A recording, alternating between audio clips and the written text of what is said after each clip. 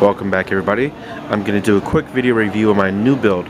What we have here is a Intel Core i7 2600K unlocked processor. So this is the new Sandy Bridge processor, and what we have it in is a military class. Well, it's what MSI advertises it as, military class P67A 6D65. What they mean by military class is that that's really high-end components or sturdy components, the solid caps, you know, solid ferrite cores, solid chokes, all that good stuff. This is a SLI and ATI Crossfire X motherboard. So this chipset is not limited to just Crossfire or SLI. You can use either or. Okay, and this is, more importantly, this is the B3 stepping, meaning this motherboard is a motherboard that does not suffer from that, you know, Sata 2 fiasco recall. So you want to look for the B3 stepping. Again, the entire build is done right now. What I'm doing is I'm just running Prime 95 on it right now, just to test the stability of the system. Since it is an unlocked processor, what I do have in here is I have a cooler, or a CPU cooler from Cooler Master, and it's the V8. So what's in there right now is the Cooler Master V8, and it is compatible with the LGA 1155 socket. Basically because it's got the same dimensions as the 1156. So that's what they mean by compatibility. Let's see, we have it in an Antec 900 case. So it's an older case, but it's still a goodie. What I have here is a multi-card reader, and this is something I wanted to address later actually. The Antec case is brand new. I have a Sony DVD burner on top, an LG Blu-ray reader, and DVD burner on bottom. So it's not a Blu-ray burner. We have a multi-card reader here from Cybert, and the two 120mm fans that are included with the case. Let me get some lighting in here. So you see, I have 16 gigs of G-Skill DDR3 1600 megahertz RAM, and this is the new rip jaws, and I did an unboxing of it. So you want to see what they look like? Check it out later. Okay. What we have is the MSI motherboard is in there. It is a Crossfire X and SLI board. So, but in the Antec 900, there's not much room to actually put in another card.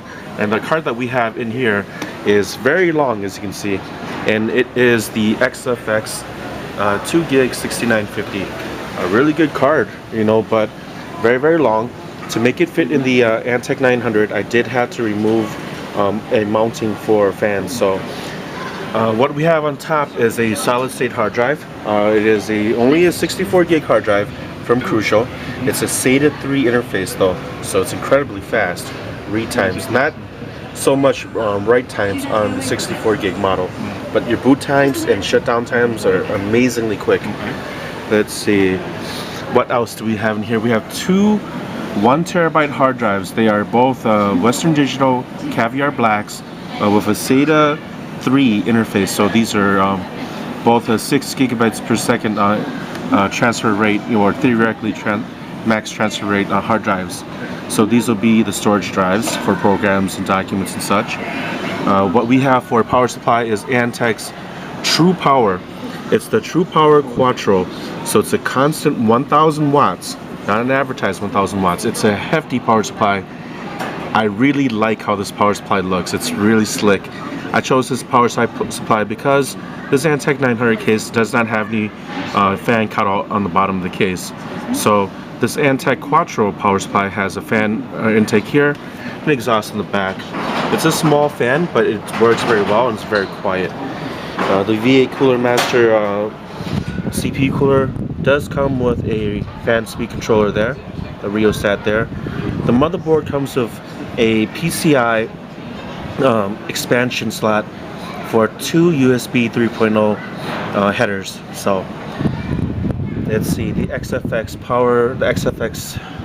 graphics card, as you can see there, is capable of displaying connectivity up to 4 displays, and it is a 7.1 high definition audio board. Now besides the two USB 3.0 headers on the bottom, the motherboard does support two USB 3.0 headers right there, as you can see above the audio jacks. And the other two violet ones you see on top of that are not USB 3.0 but eSATA. So a lot of good connectors here. However, I could only connect the multi-card reader in front.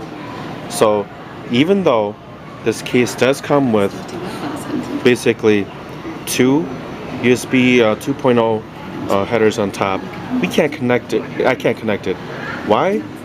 Because I don't know why, but MSI in the board is amazingly good. Their interface is great. Their BIOS interface is graphically interfaced, so you can actually use a mouse. Really well thought out, except you only have one USB 2.0 header on the motherboard, and that's that red header right there. The other one I have connected is 1394 Firewire, and nobody hardly uses that anymore. So there are expansion PCI expansion cards that you can get to make it work, but they're rather pricey. There's some cheap ones, but then they don't have enough headers for both of the USB 2.0. So as a compromise, most people will only stick in one USB 2.0 stick in the front. So that's what I've done right now. And you have a gambit of USB 3.0 or 2.0 in the back, so more than enough connections. But as you can see, it's a really tight fit in the Antec 900.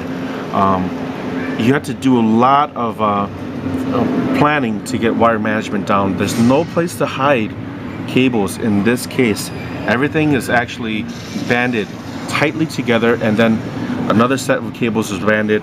To get the SATA cables to actually connect was a chore in itself. So if you're going to put in the 6950, it will fit in the Antec 900, but you are going to suffer in space. So but let's see what the numbers are. The numbers are very good on this system. Why don't I just get the mouse free, and while it's running Prime 95, they've only been running it for a few, not even for an hour yet. But basically, I just want to test the stability of the system. So why don't we take a quick look at the numbers of the system, and I'm going to turn on the TV or the show I had on. So why don't we go and stop Prime 95? We'll stop the test, stop all the workers, and as you can see right now, you know, you have all 8 cores. Well, 4 physical, 4 virtual. Okay, so we're stopping the test here. I had it running for 45 minutes. So it ran 26 tests in 45 minutes. It's rather quick, actually. Okay, why don't we close this up here and look at the numbers of the system. So no cameraman with me today, so bear with me. So what I'm doing here is I'm going to go into System and Security. The RAM, what we have in here is Windows 7 Ultimate, by the way, and I have to activate it pretty soon. So as you can see, what we have is the Intel Core i7-2600K at stock speeds, 3.4 gigahertz, and 16 gigs of DDR3 RAM from G-Skill. Okay, now I'm sorry, I'm gonna go through what these numbers are here. So why don't we go take a look. We have the processor calculations per second at 7.6 out of a possible 7.9. RAM is also 7.6 out of possible 7.9. What we have for graphics is Aero Performance 7.9 out of a possible 7.9. 3D graphics 7.9 out of a possible 7.9. And hard drive transfer rate 7.9 out of a possible 7.9. And let me tell you folks, this is a quick hard drive, or the solid state drive. It is shuts down just like that. It boots up just like that. Not much room, so you do want to turn off indexing, or if you want to, you might want to go ahead and do the registry edit that, you know, a lot of people do to make it a stable boot drive. I'm not going to do that for this particular customer. That's something that he would have to request. Otherwise, I'm just going to turn off indexing so that, you know, the solid state drive doesn't get full, and it'll be up to him what programs he wants to install on the solid state drive or the secondary or third drive. So thanks for watching, everybody. You do want to get Windows 7 with the solid state drives. Windows 7 has trim support, and you always want to get a legit copy, you know, because it's not worth it. You know, the crack copies always have backdoors or some kind of security flaw, and you know, you just can't update it, quite frankly. So thanks for watching. Post any comments or questions on the video below, and subscribe if you want to. Thanks. Bye bye.